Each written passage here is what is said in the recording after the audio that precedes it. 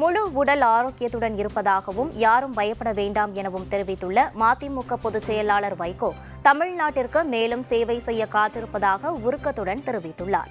மதிமுக பொதுச் செயலாளர் வைகோ கடந்த 25ஆம் தேதி நெல்லை பெருமாள்புரத்தில் உள்ள சகோதரர் ரவிச்சந்திரன் வீட்டில் எதிர்பாராத விதமாக காலிடறி கீழே விழுந்தார். இதில் அவருக்கு வலது தோளில் எலும்பு முறிவு ஏற்பட்டதால் சென்னையில் உள்ள தனியார் மருத்துவமனையில் அனுமதிக்கப்பட்டு சிகிச்சை பெற்று வருகிறார்.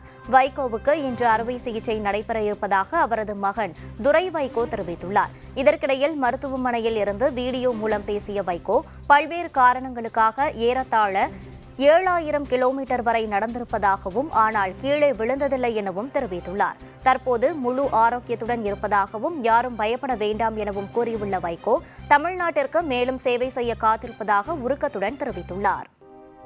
நன்றாக இருக்கிறேன், முழு ஆரோக்கியத்தோடு வருவேன். எனக்கு முன்பு போல இயங்க முடியுமா என்று மட்டும் யாரும் சந்தேகப்பட வேண்டாம்.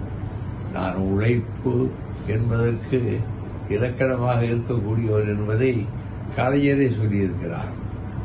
ஆகவே நம்முடைய தோழர்கள், பொது வாழ்வில் அக்கறை உடையவர்கள் எல்லோருக்கும் நான் சொல்லிக் கொள்வது, இந்த நாட்டில் மேலும் தமிழ்நாட்டுக்கு செய்ய வேண்டிய சேவைகளை செய்வதற்கு காத்துக் கொண்டிருக்கிற வைகோ முழு நலத்தோடு பரிபூர்ண ஆரோக்கியத்தோடு வருவேன் என்பதையும், எனக்காக கவலைப்படுகிற உள்ளங்களுக்கு என் நன்றியை தெரிவித்துக் கொள்கிறேன் என்பதையும் இந்த நேரத்திலே சொல்லுகிறேன்.